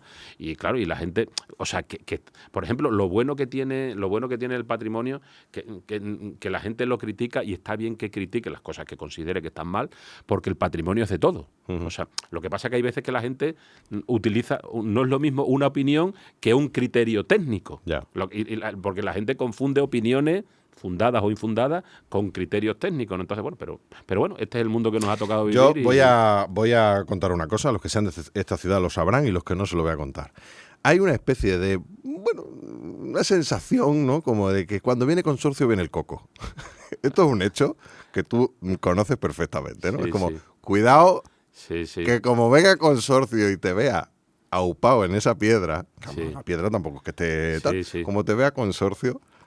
Y es curioso porque cuando pasa, y cuando voy con gente de fuera, que además yo mismo he usado esa frase, ño, ten cuidado, chacho, no te subas ahí, que luego viene consorcio, es como viene el coco, pero en realidad luego lo he pensado y he dicho, oye, pues esto está muy bien, o sea, que lo tengamos naturalizado, claro. Los de Mérida aún, que viene consorcio, pero no como un aspecto negativo, sino como un aspecto de... Cuidado, que aquí las cosas se cuidan, que aquí no están ahí porque sí y no llevan ahí todo este tiempo porque sino que realmente hay alguien que puede venir detrás y decirte, vamos, ¿estás tonto? No, pero yo creo que eso es una labor de concienciación. O sea, digamos, en el consorcio tiene muchas facetas y una de ellas, evidentemente, es la difusión del patrimonio, la concienciación. Hay un proyecto maravilloso que es la Escuela Adopta un Monumento, que todos los colegios de Mérida de primaria tienen adoptado un monumento y luego hacen una obra de teatro en el propio teatro como fin de fiesta de ese año. Está bonito, que estamos hablando de que en 2 días han participado 1.000 niños en la Madre mía. O sea, y ahí se les va inculcando ese respeto a una cosa, insisto, que es de todo. O sea, es que nosotros lo que estamos haciendo es velar por un patrimonio que se lo tenemos que delegar a las generaciones que vengan después. Está genial. Entonces, la gente al principio está fumando en el teatro. Oiga, mire usted, que es que aquí no se puede fumar. Yo siempre pongo, es que usted está en el Teatro Real y no le dejarían fumar. Claro. O sea, no puede beber alcohol. Está cerrado el Teatro Real. Claro, lo que pasa es que ven el cielo estrella y dice, pues aquí puedo fumar. Pero es que porque luego encima el cigarrito no va a un cenicero, va al suelo. Entonces, subirse a una piedra, intentamos... Entonces yo creo que al principio la gente, pues nosotros, por ejemplo, con el Festival de Teatro, con el Stone, todos los montajes están supervisados. O sea, si a las 5 de la mañana hay un señor montando el escenario, allí a las 5 de la mañana hay un técnico supervisando que el del consorcio. Claro, el del consorcio, que aquí no se puede pisar. Aquí en los conciertos tenemos hecho un estudio de impacto acústico que a partir de X decibelios no hay afección al monumento y si subes esos decibelios sí puede haber afección al monumento. Con las vibraciones y demás, pues hay un técnico con un sonómetro en mano al lado del equipo donde está el equipo de sonido y demás, midiendo los decibelios. Y usted como se pase de los decibelios, pero que eso no... Sí, pero que habrá el típico que diga, yo estoy aquí... Claro, no, dirán, mira que esté pesado, porque lo importante no es el cantante, lo importante es el monumento. Y lo importante no es el visitante, el que hace la obra de teatro, sino lo importante... Siempre va a haber un rollo de quedar de malo, claro, pero entra dentro del sueldo, yo creo. Y yo ese papel de malo estoy encantado de... Te gusta un poco. O sea, porque me pueden decir que soy malo, pero que estoy haciendo mi trabajo que para el que me pagan. Es proteger, intentar, y sobre todo, intentar concienciar a la gente y tal. Habéis tenido hace poco, en estos últimos días, polémica con la cancelación de los conciertos minutos. Y Sí, demás, pero que se me estaba ocurriendo ahora mismo. claro, que ni siquiera lo tenía en la mente, no, pero bueno, en ese sentido... ¿es un contrato? En ese sentido hay una normativa, igual, pero hay una normativa que dice que, o sea, el teatro romano es un espacio fantástico que hay que proteger desde el punto de vista físico, pero también desde el punto de vista de la imagen del monumento. O sea, no es lo mismo cantar en el teatro romano que te aporta. El cantante no le aporta al teatro, le aporta el teatro al cantante. Y eso lo tenemos que tener claro, porque eso es imagen del... Entonces se hizo una normativa donde pues se ponen una serie de meses, porque nosotros, según esa normativa, imaginaros que si no hubiera esa normativa, pues en vez de 12 conciertos a lo mejor habría 53. Uno en noviembre, otro no sé qué, tal. Entonces hay una normativa de exclusividad para defender lo que nosotros entendemos que es la imagen del monumento.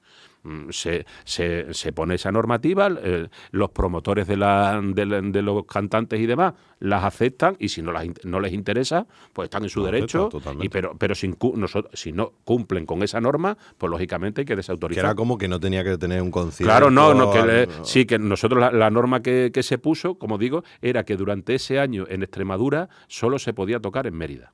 Entonces, bueno, y ya está. ¿Quieres tocar en otro sitio? Pues perfecto, vamos, sí. Pero si incumples esa norma, te llames como te llames, pues no puedes actuar. Ya está, sí. Entonces, por eso, en ese sentido, pues... Claro, es que está muy claro. Pero es verdad que no lo he escuchado como algo, como una polémica fea, mala, sino como un... Claro, porque cancelado. Claro, no, porque nosotros, entre el cantante, sea el que sea, y el monumento. O sea, nosotros lo que hacemos, cuando yo digo lo que hacemos, hay una comisión, que no lo decido yo, hay una comisión donde están todos los representantes de esas distintas administraciones y deciden aprobar la norma, deciden autorizar esto, desautorizar aquello si incumple. Este tipo de cosas se hace de una manera... no es una cosa de... Claro, no es una cosa, no. O sea, pues hay cantantes... Oye, pues mira, te alegras de que a estos chavales les vaya fenomenal, porque eso, que hay un grupo extremeño, totalmente. Pues apoyo total, ¿no? Pero si esta norma no la cumple, pues no la cumple. Claro, efectivamente. Oye, volvamos a la arqueología, que estábamos un poco en la parte más director del consorcio. Vamos a la arqueología. Mérida. Ahora mismo Mérida tiene las cosas que tiene, que son muy visibles, ¿no? Pues eso, el teatro, el puente, el Arco de Trajano. Que por cierto, el Arco de Trajano es una cosa muy curiosa, porque la gente creo que va buscando un Arco del Triunfo enorme y a veces se encuentra con el Arco de Trajano y hay unos sentimientos encontrados, ¿no? A mí me ha pasado de todo, ¿eh? Bueno, uy, qué guay, vale, no sé, esa percepción no la tengo yo, aunque sigamos hablando de Mérida. Bueno, el Arco de Trajano, lo primero que hay que decir que mal llamado Arco de Trajano porque no lo hizo Trajano, lo hizo Tiberio. Y creía que me ibas a decir, y ni es un arco. Era un arco. Félix, por favor. Pero no es un arco. No es un arco en el sentido de arco de triunfo. Hay teoría. Claro. Es una puerta de entrada a un recinto, a una gran plaza. Era monumental, porque era monumental. Y luego que en el centro de esa plaza estaba el templo de la calle Holguín, que había un templo en una calle, ha salido resto de un templo. Ahora vamos a hablar de ese templo y de eso que está haciendo. Entonces eso era la entrada. Pero yo personalmente no he oído nunca, a lo mejor, que la gente se decepcione. Hombre, pero a ti ¿cómo te lo van a decir? No. Pues hombre, la gente que va contigo, Félix, no. Va a ir con un arqueólogo, director del consorcio, no va a decir, uy, qué pocho esto. Por ejemplo, sí. Lo que sí percibí, que ya el arco, por ejemplo, antes de la intervención está el cortecito, el agujero aquel que se le hizo hace ya unos cuantos años, que era alto. O sea, que la gente decía, madre mía, qué altura tiene esto, pues, que cuando se recuperaron el 1,5 metros, 2 metros, porque claro, que ya vemos desde dónde arranca el arco, ¿no? Entonces, sería muy guay poderse plantar ahí debajo. Sí, lo que pasa es, claro, muy difícil, claro. Digamos, ya es complicado sostener en la plaza actual con la visita al otro sitio, ¿no? Pero bueno, yo creo que el Arco de Trajano es un sitio fantástico, ya te digo, hecho en época del emperador Tiberio. Pero que a ti no te lo van a decir, Félix, a mí sí. No, pero bueno.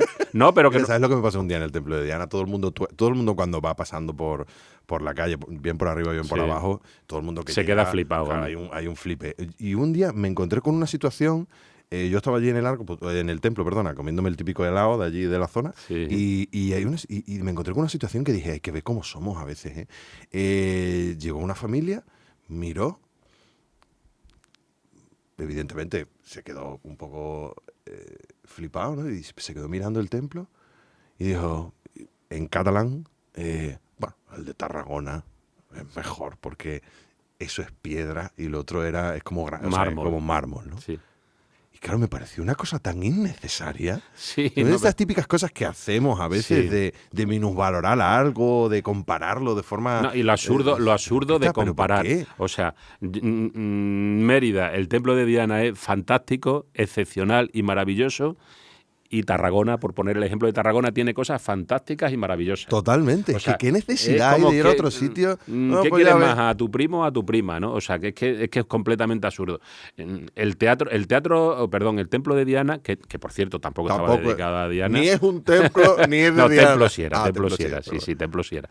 O sea, es de los mejores templos conservados en La verdad que es en precioso, la la península verdad que es ibérica. una O cosa- sea, en Tarragona no tienen los templos conservados así. Digamos, por ejemplo, es de época augustea, entonces en esa época se utilizaba más el granito estucado. Luego el uso del mármol ya se empieza a utilizar a partir de Tiberio. ¿Era tal y como así la piedra o tenía algún adorno? No, O sea, no, ¿quieres- era granito. No, me refiero que como sí que se sabe que por ejemplo las estatuas y eso sí que tenían policromía o podían llegar Sí. a tener. No, además, no o sé sea, si- este en principio estaba estucado con colores, se podía Vale. tener colores, igual que los mármoles, como tú bien dices, las esculturas estaban policromadas, o sea, que era todo, o sea, por ejemplo, el teatro romano te lo tienes que imaginar con las esculturas, con inscripciones, como muy cheap, o sea, unos colores Ya, como ya. muy vivos, tirando para hortera, en mi Hay opinión. un debate ahí ahora gordo, en redes sobre si esas recreaciones se están llevando muy al extremo de que sea... Esto lo he estado viendo Bueno, últimamente, ¿no? Hay como sí. un debatillo ahí Sí, de... bueno, a ver, debate si era hay demasiado... por- Claro, no, bueno, también que si es de día o de noche, es razonable ¿no? porque Sí, pero se por- conservan claro, policromías, pero muy Claro, desgastadas. no, claro. yo creo que ahora, por ejemplo, hombre, que se hacen muchas... Yo creo que, a ver, ahora la gente, pues eso, con todas las redes sociales, que la IA, etcétera, que empieza Sí, con que este haces tipo una- de... Claro, nosotros, digamos, nos dedicamos a esta profesión y nosotros lo que tenemos que velar es por la rigurosidad Claro. del dato. Si no conocemos el dato, nos estamos quietecitos porque no lo conocemos.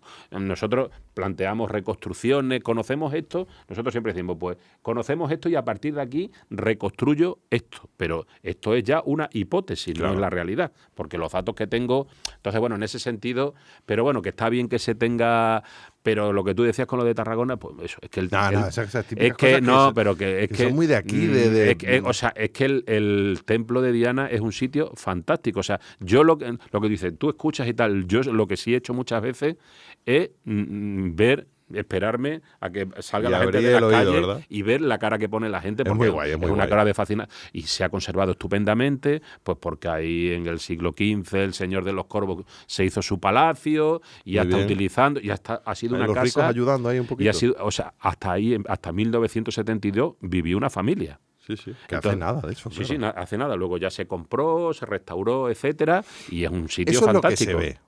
Y lo que no se ve, y lo que no está en el museo, que es un museo maravilloso, y lo que no está, digamos, accesible con entrada, todas esas cosas que no se ven son las que a mí más me llaman la atención, ¿no? Porque son las que todavía son la puerta abierta a que puedan suceder cosas maravillosas. Antes hablabas del templo de la calle Holguín. Por lo que tengo entendido, se está expropiando, o ya se ha hecho, no lo sé, una gran parte de una manzana entera Sí. para tirarlo todo y descubrir qué. A ver, digamos, ahí el Plan General de Ordenación Urbana ya contempló, que es del año 2000, ya contemplaba la recuperación, digamos, de todo el foro, lo que se le llama el foro provincial. Ajá. Es esa gran plaza que se entra por el Arco de Trajano.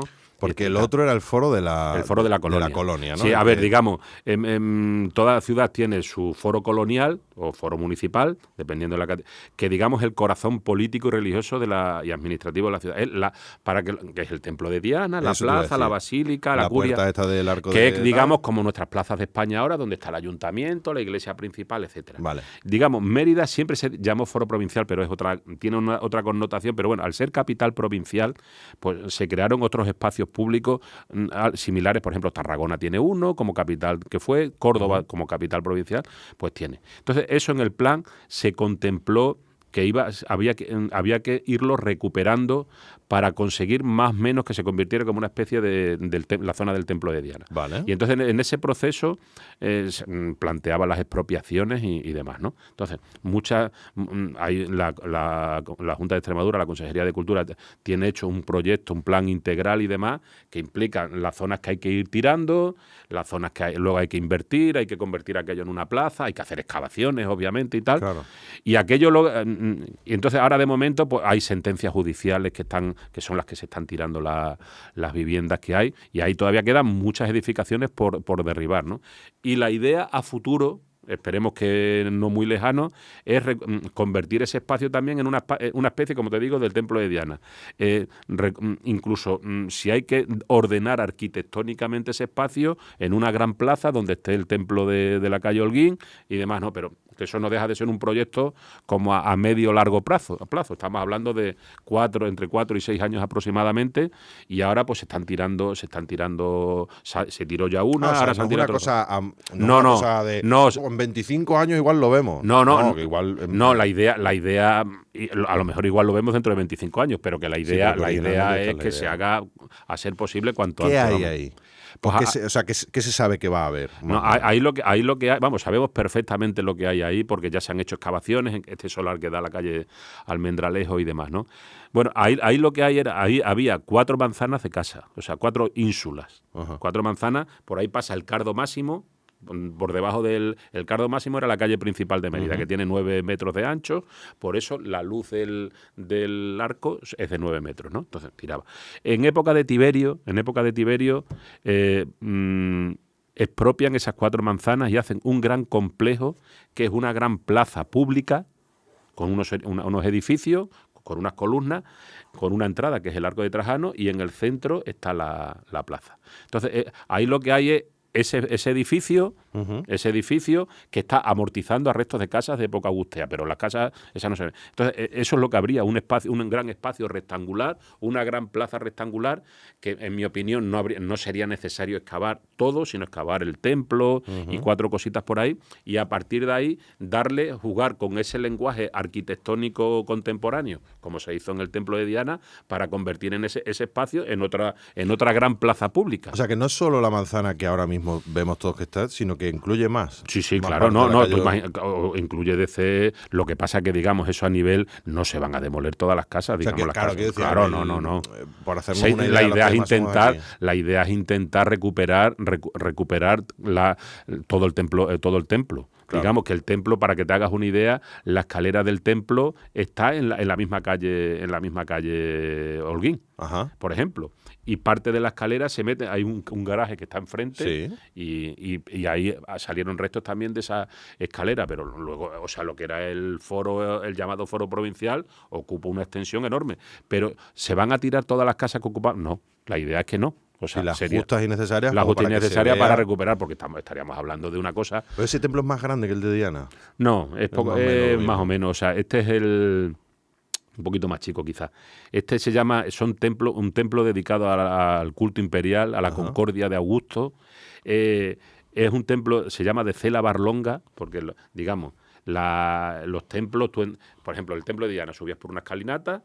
Había las 3 o 4 primeras columnas, era un espacio, digamos, de acceso general, vamos, que no había edificación, y luego estaba la cela. La cela era una habitación que ocupaba toda la parte trasera, donde se veía rodeada por las columnas y demás, donde estaba la divinidad a la que estaba dedicado el templo. Sí. En el caso del templo de Diana, probablemente sería a Roma y Augusto, pues habría una escultura de la diosa Roma y una escultura del emperador Augusto.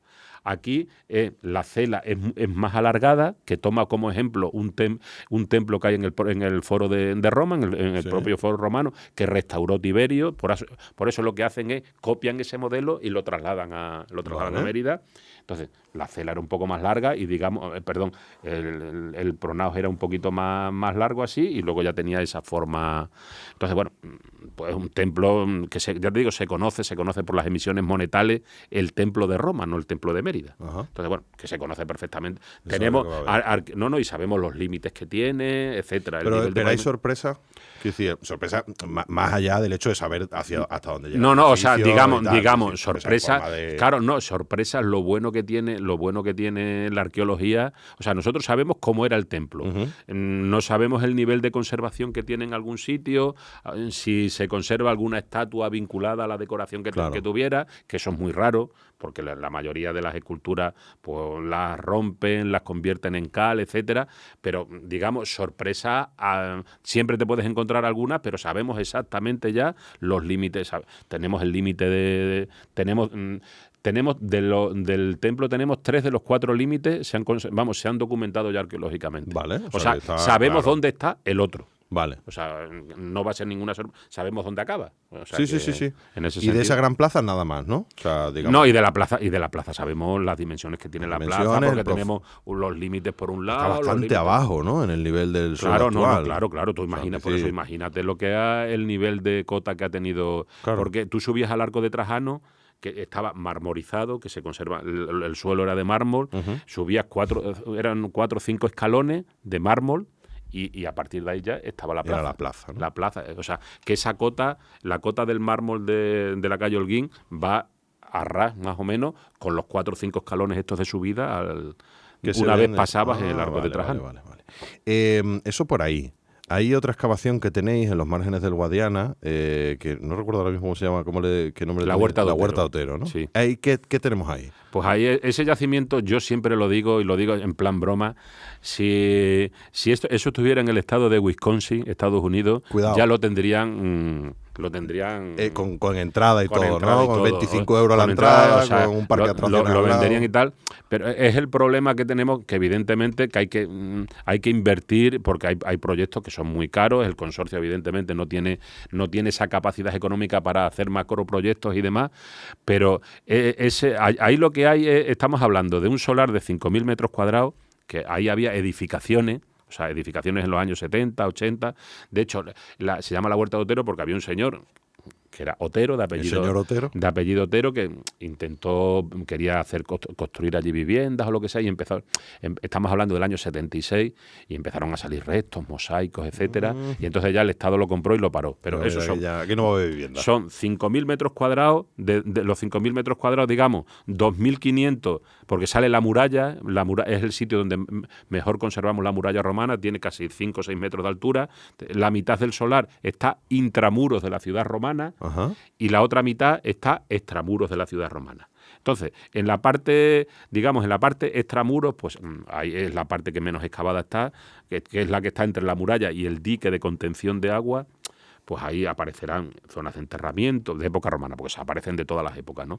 De época romana. Hay alguna teoría de que pudiera salir por ahí el templo de Marte, porque muchos de los materiales que reutilizaron en el hornito salieron de... Había un templo de Marte, claro, que no está, ¿no? Sí, y las piezas hicieron un hornito, como un pórtico de una capilla, con materiales romanos. Pues esos materiales romanos procedían de esa zona, de la Huerta de Otero. Sería guay. Claro, me encantaría encontrar y eso.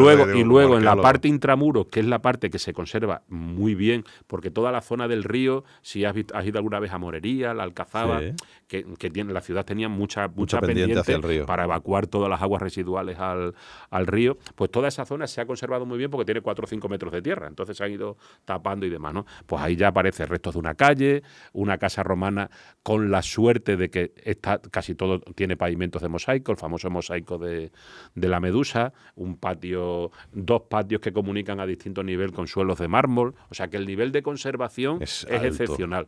Entonces, ahí lo que se hace es, desde el 2019, el consorcio con el ayuntamiento, sobre todo con el ayuntamiento, que promueve las escuelas profesionales, que todos los años se van excavando poquito a poco. El problema es que se excava muy poco a poco. Eso requiere ya un proyecto de mayor envergadura y como decimos siempre, eso es lo que se debe de convertir en una futura casa del Mitreo, casa del anfiteatro, que se excavaron en los años 40, 60, pues se debe convertir en un gran recinto, techado. Vamos, yo personalmente le pondría una cubierta vegetal, porque tiene una cota que la gente siga manteniendo la mirada hacia el río, porque está en un sitio, el yacimiento es espectacular, pero la zona donde está también es espectacular, porque está el río, está la Alcazaba, o sea que es un sitio que tiene... Sí, claro, no mola poner un mamotreto ahí claro, una cosa que vaya con el entorno y demás, ¿no? Proteger, si quieres hacer visitable, hay que poner una cubierta, porque la excavación idealmente sería llevarla hacia la calle. Sí, no, la excavación sería excavarla hasta, digamos, todo el hueco que hay, vamos, hasta donde sea público, claro, porque hay espacios privados y demás, pero digamos, por lo menos llevarla un poquito más. Tampoco se trata de decir vamos a excavar hasta la calle Graciano. Hasta donde llegamos, ¿no? Claro, o sea, porque eso es inviable. O sea, yo creo que hay que... lo que decíamos antes. Los recursos son finitos y jugamos con eso. A ver, pero Félix, si tú... Puestos a imaginarnos, pero claro. Eso te iba a decir ahora mismo. Si a ti te dieran un cheque en blanco, ¿no? Viene el señor de Wisconsin Sí. con un cheque en blanco, con el permiso de ayuntamiento y demás, y te dice, mire usted, tiene usted un cheque en blanco. Entonces, ¿puede usted hacer lo que le dé la gana desde hoy? ¿Hacia dónde apuntaría Félix Palma? Pero te refieres... Para hacer excavaciones, expropiaciones, No, no sé qué, o sea, ¿en qué zona Yo, o sea, echarías el dinero? Yo siempre lo digo, porque, por ejemplo, cuando dice, bueno, ¿qué haría? O sea, yo es que haría 3 o 4 cositas y con eso sería suficiente. No vayas a lo pobre, te estoy dando un cheque en blanco. No, a lo pobre, no voy a ir a lo pobre. Vale, que estamos hablando de billetes. También es cierto que el señor de Wisconsin no va a venir, pero bueno, vamos pero a seguir. ¿y si viniere? Y si vinieran. A ver, yo excavaría, creo que había que excavar, evidentemente, el peristilo del teatro, que queda un trocito, Vale. o sea, conectar una de las calzadas con la otra para cerrar ese espacio. El anfiteatro habría que darle una vueltecita. La calle Holguín y... La calle Holguín, que es lo que hemos hablado antes. Lo que hemos hablado antes, recuperar el templo, la huerta de Otero y poco más, digamos, porque, por ejemplo, la casa del anfiteatro se puede continuar excavando, excavar los recintos que tenemos, o sea, es que ya ni siquiera abrir espacios nuevos. ¿No te llama la atención abrir un espacio nuevo que tú sepas por sí, planos, que tú dijeras, creo que aquí puede haber mantequilla? Sí, o sea, yo llevo 30 años aquí soñando con eso, o sea, la huerta eso, de sueña con la huerta de Otero, dime con qué pero has soñado. El problema ya es que después de 30 años ya es que no sueño. Bueno, pues ¿con qué soñabas hace 22 años? No, o sea, yo, por ejemplo, la huerta de Otero, la huerta de Otero se excavó, como te digo, en el año 76, se paró, hubo algún conato de una pequeña intervención en los años 88, 89, y se abandonó. O sea, y la volvimos a recuperar, como te digo, en el 2018. O sea, eso llevaba ahí toda la vida y ahora, la gente no sé qué, que aparecía por aquí. Y ya te digo, y la empezamos a recuperar a partir del 2019. Pero claro, yo es que ya después de 30 años me he vuelto como muy prosaico y muy pragmático. Entonces, al final intento vivir de la realidad y mi realidad es si voy haciendo alguna cosita poquito a poco, me doy por satisfecho.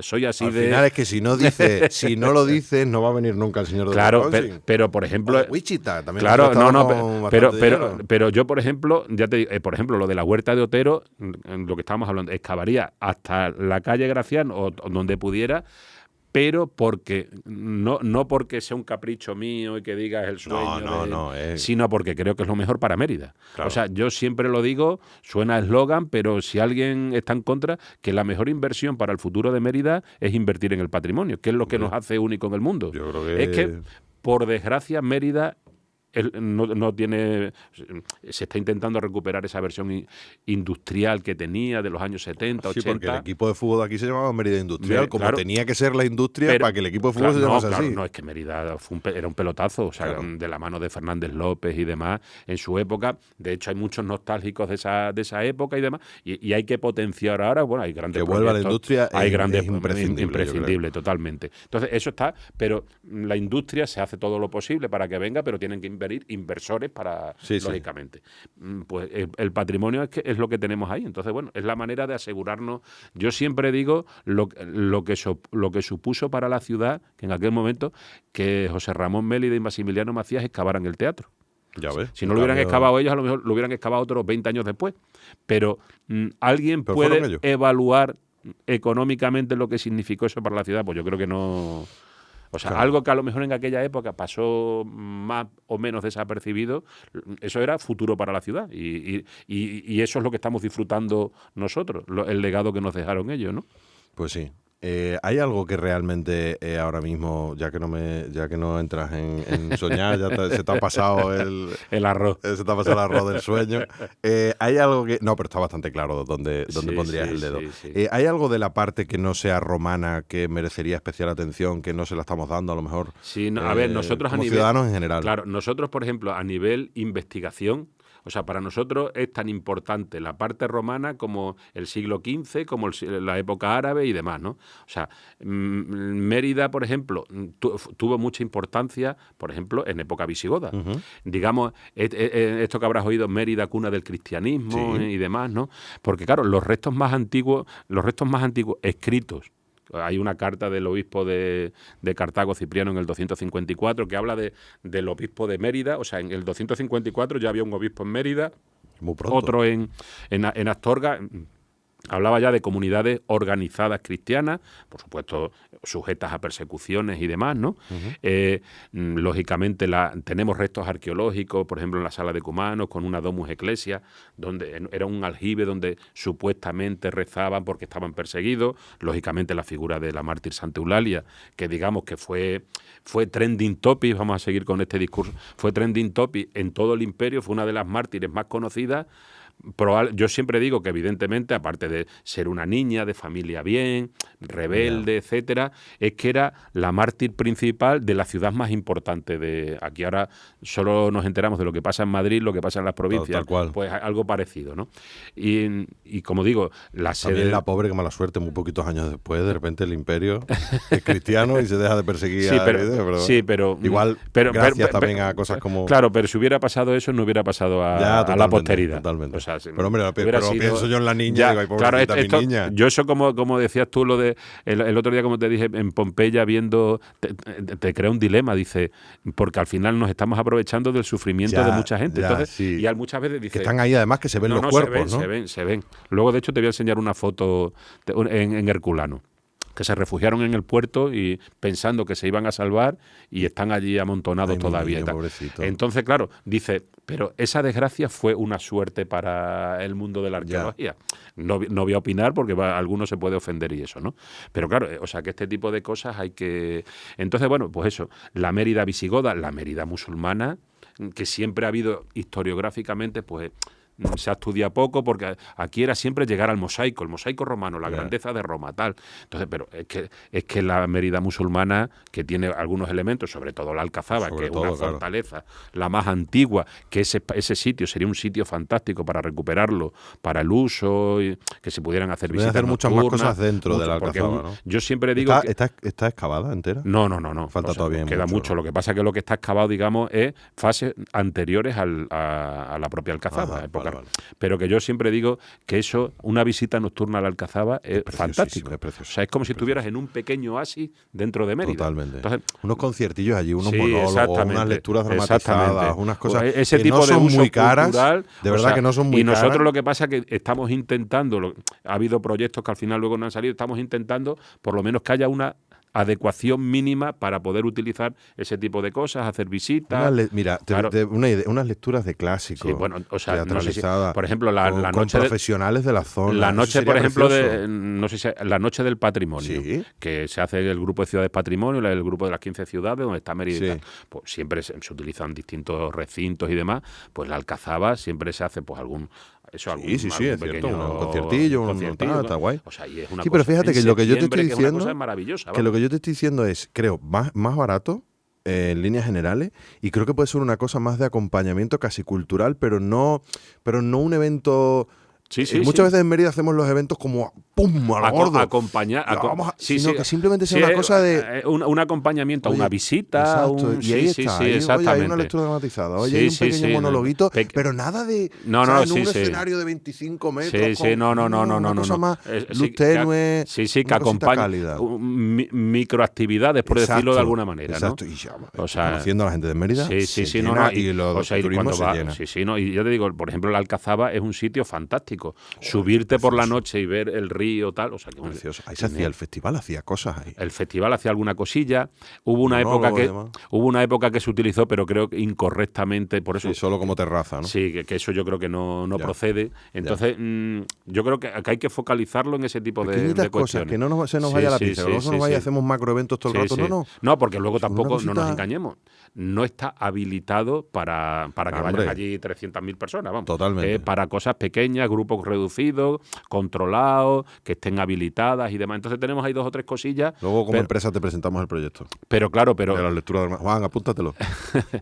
Porque cuando tú decías de soñar y no soñar, nosotros en el papel tenemos proyectos de todo. O sea, podríamos ir por ahí dándole al señor de Wisconsin.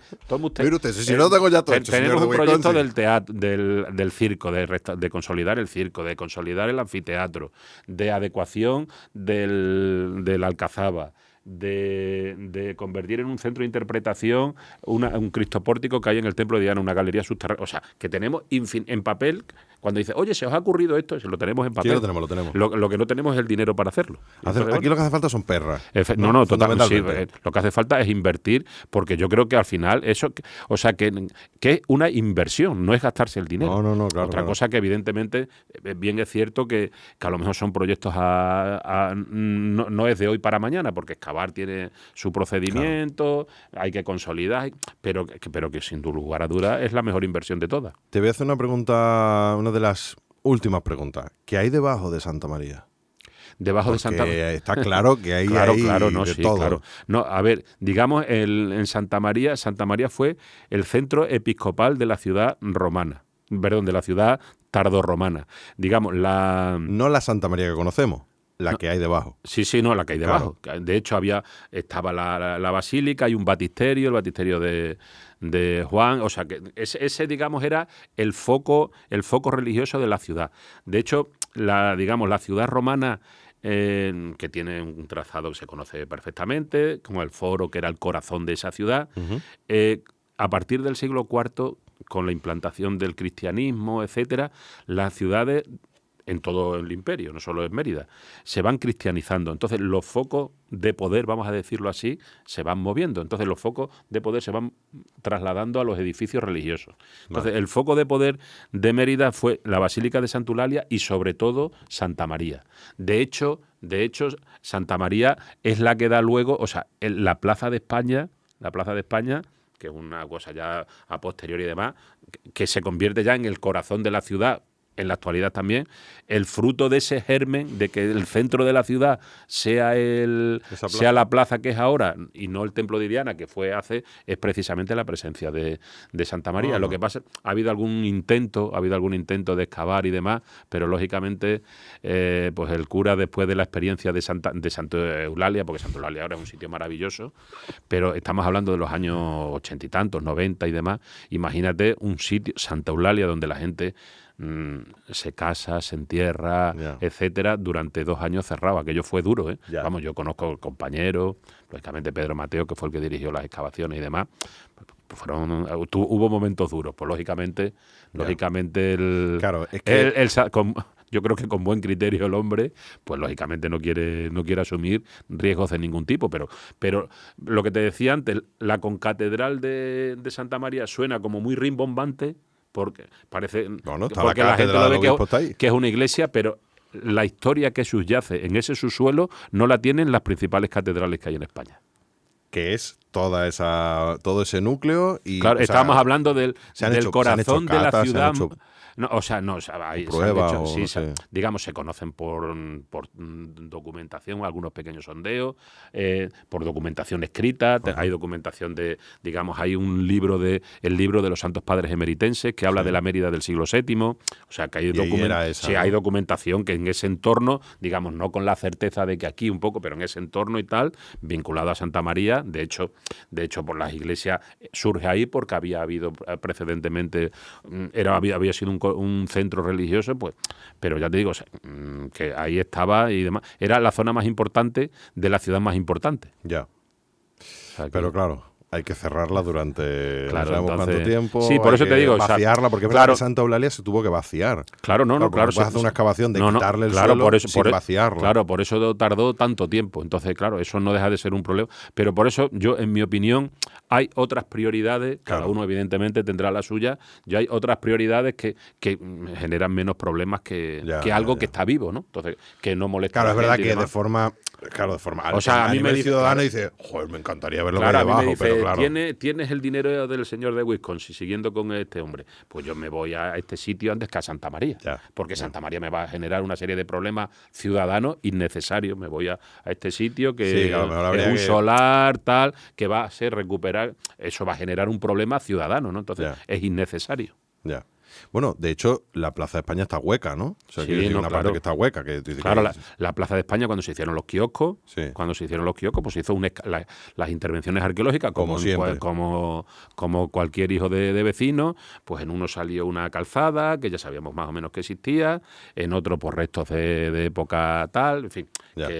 Y aquello, claro, aquello está, digamos, está sobrelevado porque están los baños y demás, pero debajo de los baños sigue habiendo restos Claro, arqueológicos. la zona... O sea, porque hay profundidad, vamos.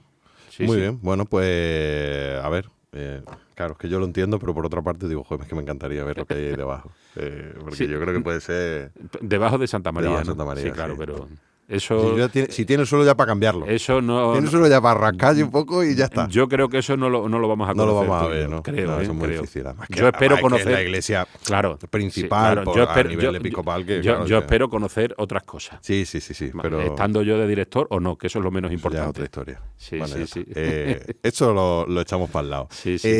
Y luego, ¿hay alguna otra excavación? Porque sé que hay otro, no por profundizar en ella, sino por saber un poco el mapa general. Creo que era estos solares que están en la calle Almendralejo, puede Sí, ser. el solar de Blanes. Esto, Claro, eso, digamos, eso formó parte de... Corralón de los Blanes. El Corralón de los Blanes. Esto, digamos, formó parte de lo que nosotros le llamamos las excavaciones preventivas. Un señor se va a hacer su casa o va a hacer ahí una promoción de viviendas, etcétera. Estamos hablando de la época del boom Claro, es como inmobiliario. un sitio raro donde que no hay edificios. En el 2000 la excavación se excavó durante mucho tiempo. Ahí hubo hasta 30 y tantos peones del consorcio, varios arqueólogos, etcétera. Estamos en la zona, además es que es una zona muy interesante y se ha conservado muy bien porque, digamos, estamos extramuros de la ciudad porque la muralla va más o menos por ese límite y claro, las murallas iban aprovechando las curvas de nivel, iban aprovechando las zonas más elevadas, Sí. elementos defensivos y por eso en algunos sitios se han bajado hasta 11 metros de tierra. Madre mía. Y entonces, pues claro, ahí han salido mausoleos, por ejemplo, como los de los columbarios, intactos, con la inscripción entero. Ahí dices, O sea, en ese... Sí, en ese solar se ha excavado, ha aparecido restos de calle, un edificio del siglo IV muy interesante.